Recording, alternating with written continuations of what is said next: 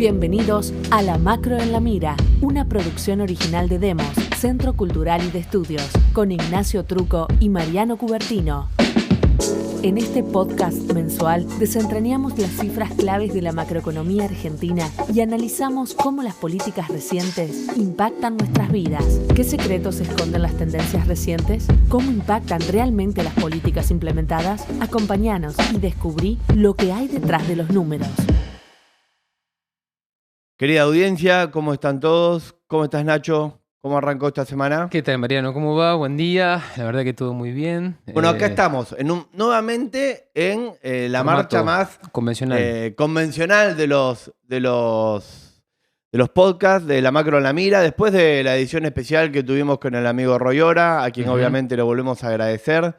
En ese formato un poco extraordinario, ¿no? Ese bonus trap que pudimos generar. Creo que es una buena experiencia para repetir, ¿no? Está bueno. Creo que hay que hacerlo más seguido. Siempre, ¿no? La palabra circula mejor de a tres. Acá los chicos de la producción hacen señas también así. Se ve que un poco se deben aburrir de nuestras voces todos los meses, ¿no? Y es más divertido siempre bien. con Vamos más voces. Vamos a seguir buscando esa alternativa. Creo que está bueno incorporar más voces, más saberes, más miradas diferentes. Para las próximas ediciones de La Macro en la Mira. Pero bueno, como decíamos, hoy volvemos un poco al camino convencional que hemos comenzado a trazar en este año. ¿Qué tiene hoy La Macro en la Mira, Nacho? ¿Qué plantea el informe de este mes? Mira, hay varias cosas que están en el informe. Una es un poco la relación entre... En realidad, lo central es el papel un poco del superávit o del déficit fiscal, ¿no? Analizar un poco más en profundidad eso, ver qué funcionalidad tiene el esquema macroeconómico actual, poner eso en relación con datos de actividad, que se habló mucho de si salimos o no de la recesión, ¿no? Ahí hay unos datos interesantes que me parece que también marcan una línea. El papel de si hay o no superávit o déficit financiero, ¿no? Porque también es una discusión que estuvo dando vuelta en la opinión pública. Y te diría que finalmente, ¿quién paga, ¿no? ¿Qué efectos tiene esto desde el punto de vista de los que contribuyen al superávit fiscal? Bien, estamos cumpliendo, ya cercanos a cumplir el primer año de gobierno del presidente Javier Milei. Sí. Estamos también entrando ya en la etapa de balances de fin de año, ¿no? Se va el 2024, se va acercando al final. ¿Hay superávit, no hay superávit? ¿Cómo juega? Los medios, la prensa, el propio gobierno nacional plantea como... La condición innegociable, lo vemos en estos tiempos donde estamos ya prontos a cerrar el año, el presupuesto 25 no tiene sanción aún, está reservado, complejo ese panorama, y la condición sine qua non que pone Milei y todo el gobierno es innegociable el superávit. Mira, yo creo que tiene varias dimensiones esta lineamiento político del gobierno, ¿no? Esta convicción. De hecho, una de las cosas que se dice habitualmente, que también se habla mucho en los medios, es que, bueno, esta vez es diferente, ¿no? Esa famosa esta vez. Hay un libro, ¿no? De Rogoff y no me acuerdo del otro autor que dice, esta vez es diferente. Yo te lo planteo así, Nacho. Esta vez es diferente.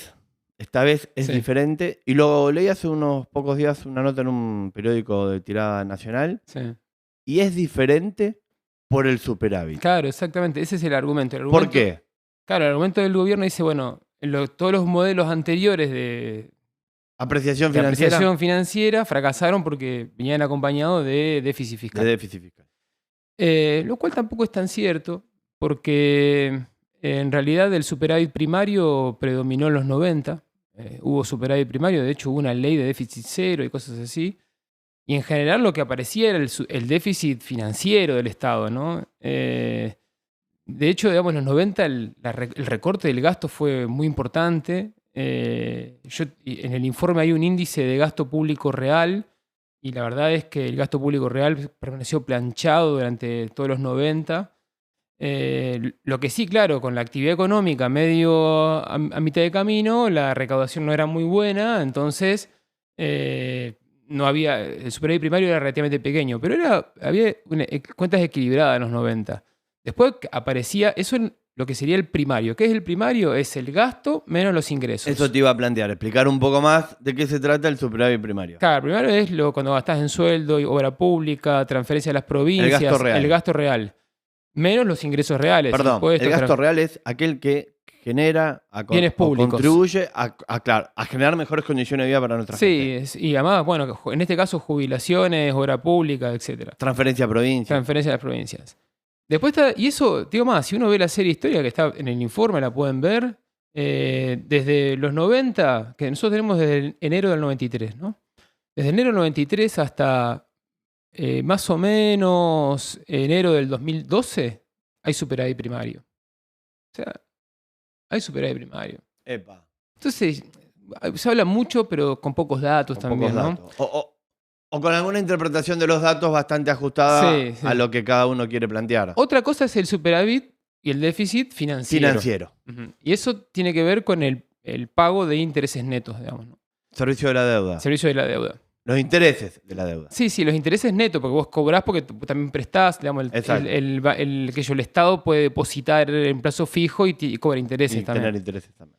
Entonces el neto. Y claro, lo que vemos sí que en los procesos de apreciación financiera, como como el que vimos en los 90 o el de Macri. Ese es un ítem que aumenta considerablemente. Así se acelera. Exacto. Hace como una curva para arriba acelerándose, como una rampa, digamos, de bicicleta, de patineta. Tipo montaña rusa. Cuando vas a tomar el envión. Va a tomar el envión y después cae en picada. ¿Es una buena metáfora la montaña rusa? Sí, además la Argentina... de esta situación. La Argentina es, en materia financiera, una montaña rusa y además es lo que lo caracteriza en relación a otros países. Sí, o un electrocardiograma, mencionábamos en otros podcasts. Exactamente. Entonces vos lo que ves es el peso de los intereses que aumenta aceleradamente en relación al gasto. De hecho, en los 90 fue muy importante eso, uno lo ve, está en el informe, nosotros mostramos un indicador que es el peso de los intereses en relación al gasto total, ¿no? ¿Cuánto...? Ahora, Nacho, recién planteabas la importancia o la magnitud real del superávit primario. Exacto. ¿Cómo juega cuando ya... ¿Cuáles son los valores del superávit financiero?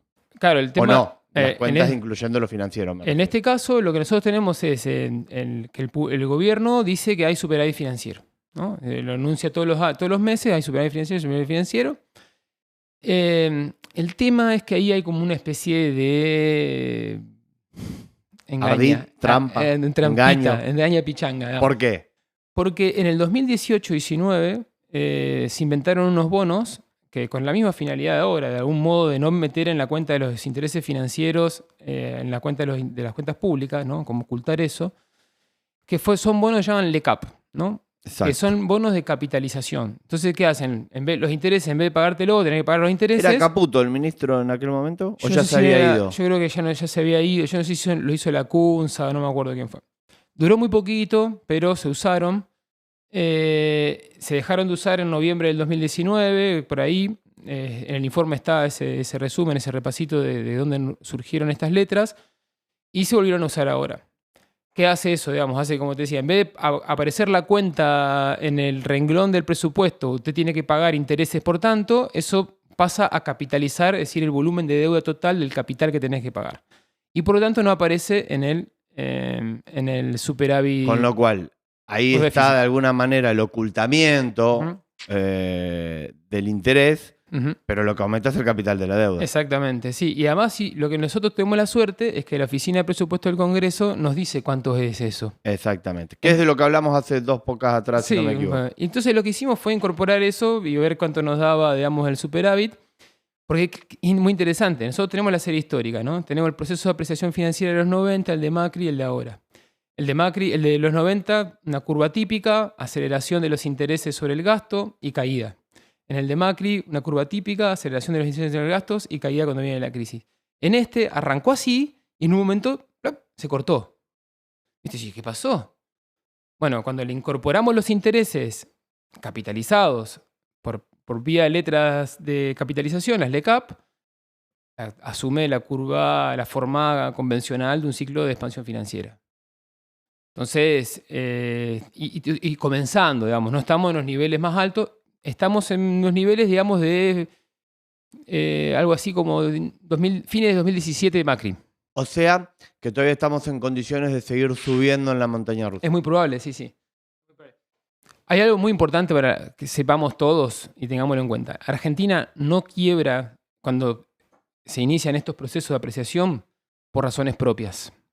Es decir, sí, está lo propio, pero lo que, digamos, cataliza la crisis son hechos extranjeros, internacionales. Sí, el efecto tequila en la década del 90. Mirá, tenés en el 81 la política de tasas de Volcker, la crisis internacional que se llevó puesto a todos los países de la periferia. Exactamente. La crisis de la deuda fue para Latinoamérica en la década de los 80. Estuvo marcada por eso. No solamente América Latina, sino también África, Europa del Este, todo el mundo periférico.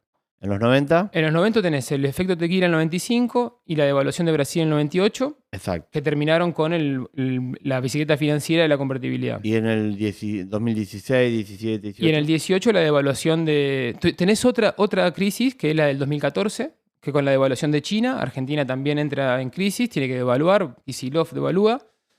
Y después la del 2018 hay una depreciación de todas las monedas periféricas. La famosa lira turca, ¿se acuerdan? En Turquía, no sé qué. Bueno, no fue solo Turquía, fue Brasil, fue la China, fue la India, toda la periferia y una apreciación del dólar. Una caída de los commodities. El análisis sería, ¿qué tan preparado está la Argentina para resistir un evento de esa naturaleza? Que se pueda registrar en cualquier momento en la economía mundial. Exactamente. De hecho, nosotros lo que prevemos... No es que prevemos, sino que hay señales de que puede haber un fenómeno de estas características nuevamente. Exactamente. Esto es interesante. Y esto demostraría la fragilidad del sistema del modelo argentino. Exactamente. Vos tenés, yo creo que el más fuerte de todo fue los 90. Porque los 90 vos tuviste primero el tequila y los vagos se abroquelaron, pusieron lo que había que poner y aguantaron. Después la del 98 y estiraron la agonía 2 años más con recesión sobre todo, ¿no? Una mega recesión. Pero después lo que terminó haciendo cadera de la Rúa es la crisis de los .com, digamos, ¿no? O sea, ahí hubo una nueva apreciación del dólar en el 2001. La crisis de los .com fue una ruptura, una burbuja de las empresas, tecnológicas de los 90, que hizo que haya un crash bursátil, una corrida hacia la seguridad, hacia el dólar, una depreciación de las monedas emergentes y ahí cae el peso, ¿no? Pero volvamos un poco entonces, Nacho. Está claro que este es un modelo muy frágil ante un factor de la economía mundial y el impacto que podría tener. Exacto. Pero de alguna manera, los economistas, gran parte del periodismo, obviamente la ciudadanía en general, ven o tenemos la expectativa se valora de que puede ser, claro, y de que esto puede ser un proceso distinto a los anteriores. Es que es diferente, como decíamos hoy, ¿no? Esta vez es diferente. Y es diferente por el superávit. Claro. Terminemos de redondear esa idea que vos planteás de por qué no lo ves así. Yo creo que no lo veo así porque en este caso el superávit fiscal, primero, en principal, hubo superávit primario en otras épocas con bicicleta financiera en la economía argentina. Y terminó mal igual. Segundo, no hay superávit financiero. Digamos, eso de la idea de que hay superávit financiero no lo hay. Por la capitalización. Por la capitalización. De hecho, nosotros tenemos los datos. El superávit financiero pasa a ser déficit financiero más o menos en junio. Y desde ahí viene negativo, negativo, negativo y creciente. Y va a ser creciente en el futuro. Que es cuando se logra volver a controlar, en teoría, después de mayo, junio, que fueron 2 meses de mucha inestabilidad. Y donde comienza un proceso de achicamiento de la brecha. Exacto. Y bueno, obviamente. Ahí jugó el blanqueo, como vimos la vez pasada, ¿no? Eso es muy importante porque sin el blanqueo no hubiese sido posible. Claro, por eso el objetivo ahora de ir por más deuda, ¿no? Por más deuda, y además una vez que esto se genera también empieza a autofinanciarse, digamos. La gente que tiene dólares los vende para hacer tasa. Entonces eso hace bajar aún más el tipo de cambio. Es un ciclo de euforia, optimismo, digamos. Como el famoso libro, ¿no? Pánicos, ¿cómo es? Pánicos Crash y euforias de Kildelberger, ¿no? Sí, no recuerdo el título, pero era más o menos era así. Un libro muy, muy entretenido, muy divertido de las crisis financieras a nivel mundial. Y bueno, siempre hubo optimismo. También lo hubo en los 70, a mediados de los 70, lo hubo en los 90, lo hubo incluso en el 2017. Yo creo que de algún modo el gobierno sabe que eso es así, sabe de la inconsistencia de este plan, pero también es una forma de comprar capital político, digamos, con plata ajena, ¿no? Porque en definitiva lo están pagando todos los que están apostando al carry trade y si llega a salir mal, los que salgan tarde van a perder. Y lo otro que plantea de alguna manera también varias cosas más, ¿no? Pero de lo que yo tomo del informe es, bueno, estamos en un momento donde el superávit obviamente alguien lo genera. Sí. Normalmente venimos hablando de los haberes que no cobran los jubilados, de la inversión en gasto real que se está dejando de hacer. No hay obra, no hay ruta, no hay camino. Eso también en el mediano y largo plazo genera una crisis muy grande porque vos no estás respondiendo tu stock de capital, ni más ni menos. Obviamente la transferencia a las provincias ya llega a un punto después de un año de esta conducta tan habitual que pone en crisis de alguna manera el orden institucional, constitucional propio de la Argentina, que tiene más de 200 años, con todos sus crisis, con todas sus dificultades, pero sus vaivenes, pero pone eso en crisis. Por el lado del gasto y por el lado de los ingresos, uno lo que ve es que hay impuestos o derechos de exportación, para llamarlos técnicamente de modo correcto, que siguen creciendo en la torta de ingresos del gobierno nacional. Bueno, acá, un poco en este marco, introduzco la pregunta que me parece que también se está discutiendo mucho en estos días y que por donde pensamos que pueda pasar su respuesta vendrá la continuidad del análisis que estábamos haciendo. ¿Se reactiva la actividad económica o no? ¿Estamos en un proceso de reactivación? ¿Sí? ¿No? ¿Alcanza ese proceso de reactivación? Sí, mira, vamos desde la reactivación hacia el origen del gasto público, digamos, esta composición de quién pone, digamos, el superávit, quién banca el superávit. Nosotros lo que vemos y lo mostramos en el informe es que la crisis que vivimos actualmente es muy parecida a muchas crisis anteriores. Digamos, fechamos aquí la siguiente crisis, la del 2001, la del 2008-2009, la del 2018, 19 y 20, porque está también la de la pandemia, y la la actual, que no arranca con este gobierno, hay que decirlo. Nosotros la fechamos en agosto del 2023. Ya en agosto del 2023, por el efecto de la sequía fundamentalmente, hace que la actividad económica se desplome. ¿Qué es lo que pasa? Es que en diciembre se aprieta el acelerador y se hace que esa caída de agosto del 2023 alcance los niveles de una crisis, digamos, de gran magnitud, de las crisis de gran magnitud en la historia argentina reciente. Para que te des una idea, nosotros tomamos el índice de producción industrial de Fiel, que se mide desde enero del 93, y tenemos la crisis del 2001 fue una caída del índice del 17%, la del 2008 del 14%, la del 2018 fue de 13% y la de ahora el 11%. ¿No? Entonces estamos todos más o menos ahí, entre el 15 y el 11% en promedio. Digamos que fue muy parecida a la crisis de Macri. Después, un poquito menos, ¿no? Después hay una leve recuperación, pero seguimos en niveles estructuralmente bajos, que es lo que todavía le da aire al gobierno, y en el sentido de que todavía no tenemos niveles de importaciones que pongan en riesgo la estabilidad cambiaria. Pero de a poquito, a medida que la economía va recuperando, porque en todos los casos anteriores, después de hacer piso, hay una recuperación. En todos los casos, en el 2001, en el 2008, en el 2000, incluso en el 2018, antes de la pandemia, hay una recuperación. Después sigue la caída con la pandemia. Y ahora también, ¿no? Hicimos piso y empezamos a recuperar un par de puntos, ¿no? en este indicador que es el índice de producción. Hay un indicador que es interesantísimo para agregar, que es el índice de producción de bienes de capital, ¿no? El índice de producción de bienes de capital. No todo lo que se produce, sino los bienes de capital.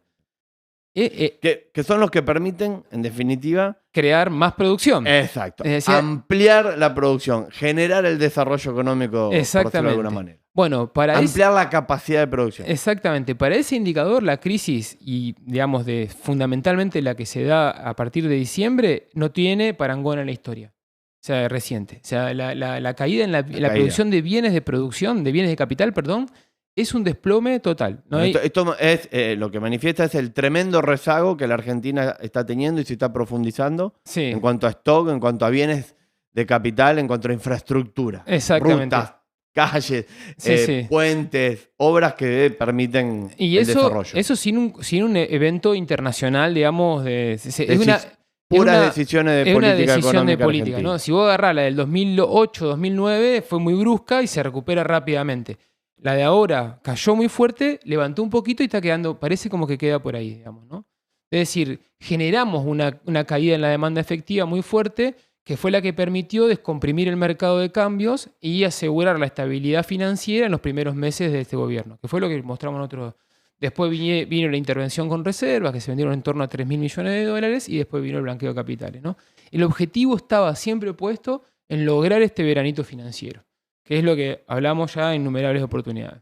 Entonces, esta crisis generada digamos, por decisión, por decir de una manera, política, digamos, hay muy pocas, digamos, que después sí tenemos las crisis que te golpean de afuera y que por ejemplo, en los 90, cuando se instauró el sistema de convertibilidad y hubo un ciclo de especulación financiera, fue con un incremento muy importante de la producción de bienes de capital. Hubo mucha expansión económica en ese momento. ¿Cuándo se cortó? En el 99. Después de la devaluación de Brasil, ahí sí se produce una fuerte caída. Después viene el 2003 con la expansión commodity, ¿no? Con precio de los commodities. Tremenda expansión. Se corta en el 2008 con la caída de la Lehman Brothers, digamos, la crisis del 2008. Se recupera rápido y ahí, digamos, un estancamiento. Y después vuelve a caer en el 2018 y la pandemia, digamos, ¿no? Y después eso se recupera y ahora volvemos a caer con la crisis. Y eso no ha mejorado, digamos, ¿no? Entonces, de algún modo... ¿Pero y cuáles son, Nacho? Porque hay índices, hay datos, hay quienes dicen, bueno, Sí. estamos empezando a retomar. Es cierto, vos planteabas, bueno, toda caída tiene un repunte, pero ese repunte no lograría llegar a consolidarse, no es de la economía en su conjunto, sino tan solo de algunos sectores. Yo creo que ahí es muy, muy importante. ¿Cómo haces para recuperar el nivel de actividad con este tipo de esquemas macroeconómicos? Es con mucha allegada de divisas que te permitan, digamos, reemplazar esa producción local por importada. Bueno, eso apunta al RIGI, ¿no? Exactamente. El RIGI, la apertura de importaciones, etc. El tema es que vos para eso requerís un nivel de comercio exterior o de entrada de capitales muy importante. O sea, en los 90 fue muy grande el nivel de importaciones que permitió esa formación de bienes de capital. Fundamentalmente con todo el proceso privatizador. Privatizaciones y la exportación de hidrocarburos, que nos olvidamos siempre, pero es un fenómeno muy importante. Nosotros dimos un salto exportador en hidrocarburos con los pozos que tomó Repsol y los puso en producción. Bueno, ¿no puede hoy volver a existir un ingreso importante de divisas por el lado de ese tipo de producción? Es más difícil en el sentido de que, vamos, puede ocurrir. La diferencia es que el no convencional, el shale oil, digamos, y el shale gas, digamos, son menos productivos, ¿no? Tienen más dificultades técnicas, son más costosos y por lo tanto requieren precios más altos. No tenés, digamos, esa ventaja económica que te daba la explotación de pozos convencionales, es mucha la diferencia. Y la otra cuestión es, tenés menos para privatizar. O sea, podés privatizar el Banco Nación, que es una torta de plata, eso puede ser, pero creo que ahora no está en discusión. Pero hay menos para privatizar. Y la otra es, vos ya tenés un nivel de endeudamiento público muy alto. Entonces, ¿por dónde está viniendo la deuda? Es un fenómeno re interesante. Son argentinos que están vendiendo dólares para aprovechar el carry trade y están comprando obligaciones negociables, es decir, que los que están tomando esa deuda son las empresas privadas. Son obligaciones negociables o bonos corporativos. Que están pagando unos rendimientos altísimos. Sí, cada vez menos porque el precio sube, el rendimiento baja, entonces están todos sobre la par. Encontrás algunos que están pagando mejor que otros, pero en algunos casos ha bajado mucho la tasa de interés. Están caros. Están caros, exactamente. El tema es qué hacen esas empresas con esos dólares. Tenés dos opciones. Hay algunas que son exportadoras, invierten y eso está todo bien porque el circuito queda dólar-dólar, ¿no? O sea, todo se maneja en moneda fuerte. Otras, espero que no, están tomando deuda al 9% y la están jugando al 40%. Haciendo tasa al 40% anual en dólares. Espero que eso no ocurra, porque eso significaría que si hay una devaluación, esas empresas quiebran. La historia reciente nos da motivos para sospechar. Sospechar, ¿no? Además, la tasa de interés que pongamos 40% en dólares que vos agarrás hoy es realmente impresionante. Y esto es interesante. Todos los países periféricos hacen un poquito de carry trade. O sea, ¿por qué? Porque tiene que tener una ventaja respecto a los países centrales para que vaya a atraer capitales. Y para estabilizar un poquito la moneda. Brasil ahora está haciendo mucho carry trade. Tiene una tasa re alta Brasil. De hecho, Lula no quiere saber nada con esa tasa tan alta. Porque la tasa de alta en dólares tiene un montón de dificultades, de efectos, digamos, ¿no? Por eso tuvo tensiones con su propio Banco Central. Exactamente. ¿No? Ahora, el 31 de diciembre, arranca el nuevo banquero central de Brasil, una persona cercana a Haddad, que veremos qué pasa, ¿no? En un contexto de devaluación del real. Entonces, Nacho, el superávit obliga a un análisis un poco más profundo. Sí, y ahí nos encontramos con la capitalización de la deuda, fenómeno del cual ya hablamos en podcasts anteriores, y los niveles de deuda argentinos están altísimos. Exacto. El papel del gasto como un mecanismo para forzar la recesión. Exacto. Junto con la devaluación de diciembre.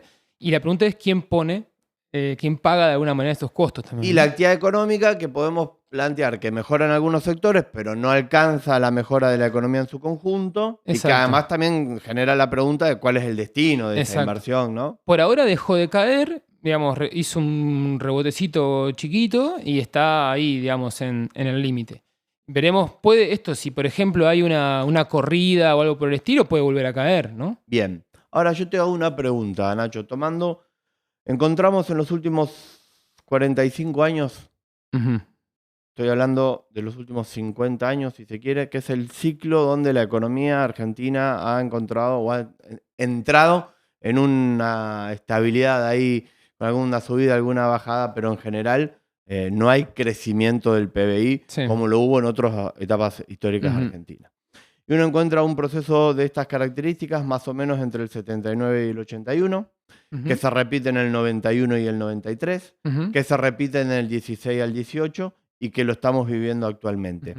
No me tocó vivir, o era apenas un bebé, el proceso de la apreciación del 79 al 81, pero sí viví el de la década del 90, sí viví el del gobierno de Macri y sí estoy viviendo el actual. Y por lo que un poco lee, uno lo que encuentra, Nacho, en todos estos procesos, al menos en una etapa, un acompañamiento muy grande de la sociedad, pero además un acompañamiento muy grande de las fuerzas vivas, de los sectores formadores de opinión. ¿Por qué? Es una buena pregunta. El dólar barato siempre fue extremadamente popular en la Argentina, digamos, ¿no? Yo creo que hay una razón que es que en general el desempleo y la caída, digamos, de la actividad de un negocio o el cierre de una pyme, el tener un comercio que a duras penas te rinde mes a mes, se interpreta como un resultado de la actividad personal. Yo hice las cosas mal. Me echaron porque me lo merezco. No por un problema sistémico. Exactamente. En cambio, la inflación, que es la contracara de todo esto, se ve como algo exterior. Digamos. El responsable es el gobierno. Es el gobierno. Entonces, cuando vos ves estabilidad y tenés esa estabilidad de precios o el tipo de cambio más barato, incluso la posibilidad de consumir productos importados, etcétera, etcétera, hay mucha gente que lo ve, que por supuesto gana mucho. O sea, hay las clases los que tienen ingresos altos les va muy bien. Y los que quedan afuera, muchas veces quedan afuera y lo consideran como un fenómeno individual y no un fenómeno social, digamos, ¿no? Bien. Pero es una respuesta medio mala, porque no es muy buena pregunta. Habría que preguntarle no fue buena mi pregunta. No, la pregunta fue buena, lo que yo no tengo una buena respuesta, digamos. Yo lo que pienso, o lo que te quiero repreguntar en todo caso, es lo siguiente. ¿Cómo podríamos construir, si hay que construir un modelo, una institucionalidad en Argentina que nos permita entrar en una senda de baja inflación, de no inflación, que claramente ya hemos vivido demasiado tiempo con la inflación los argentinos, es algo que no queremos más, pero con alguna estabilidad macroeconómica que también nos permita crecer? Sí, bueno, eso es un poco el gran desafío de la Argentina, es decir, no apelar a este tipo de mecanismos para reducir la inflación, porque además es inflación futura. O sea, esto cuando estos modelos se van al tacho, arranca la inflación de vuelta. Y con todo, además, la nominalidad se acelera.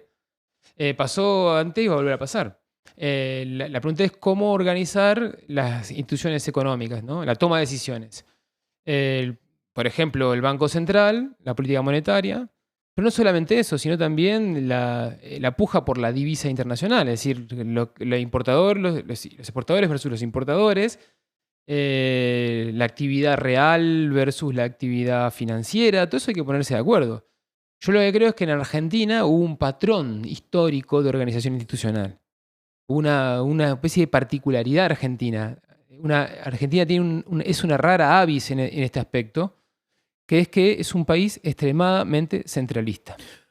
Bueno, entonces, como oposición a eso, un poco así como medio mecánicamente, te diría, bueno, si ese es el patrón, vamos con un patrón inverso. Hagamos el camino inverso. El camino inverso, que es, pensemos en instituciones económicas más federales. Bueno, un poco quería dejar planteada esa pregunta en el cierre ya de este nuevo episodio del podcast. Creo que ahí se abren dos alternativas. Por un lado, mucho de este debate, de este diálogo, lo hemos tenido en el podcast especial con Roy Ora. Sí. Creo que es fundamental ir ahí para entender, para profundizar, porque fue gran parte, porque básicamente ese fue el tema, el hilo conductor de la conversación.